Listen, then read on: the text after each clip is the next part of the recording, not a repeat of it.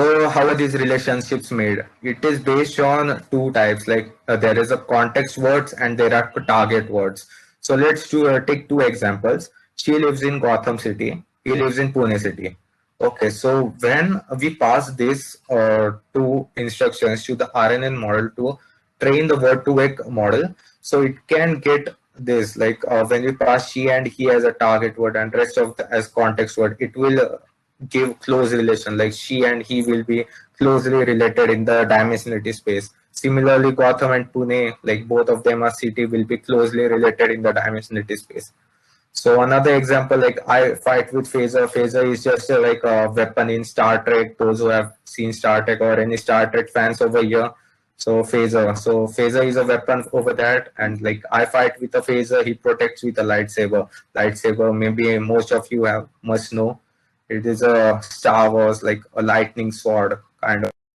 So I and he will be closely related. Fight and protects will be closely related. Phaser and lightsaber will be closely related. So we are able to understand this, that how these relationships can be closely related. But this is the way what a Word2Vec model does in order to understand the meaning of words.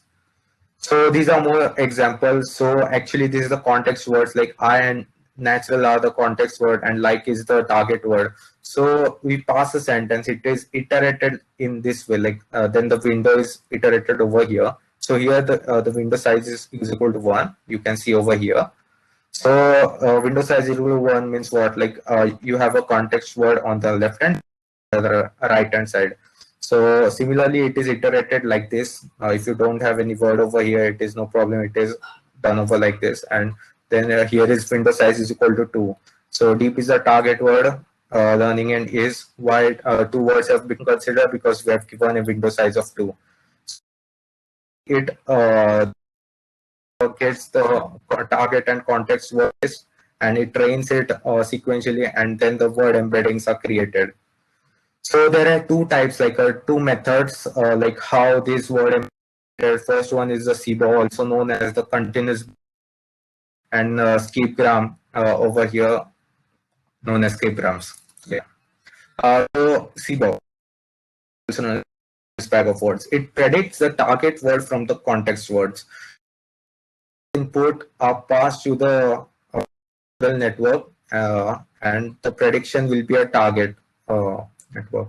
And here sum is all the hidden networks. I'll be not going into deep into these concepts, like how it works, but just to give you a better understanding, like predicts the target words from the context words.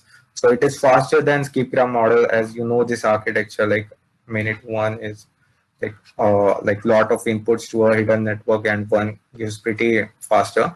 So it works well for a smaller corpus, as we know, like it is faster and all.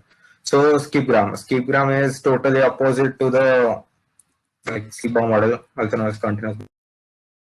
It's the context words from the targets words. So we give target word as the input and the context words are predicted, and there is a hidden neural network over here.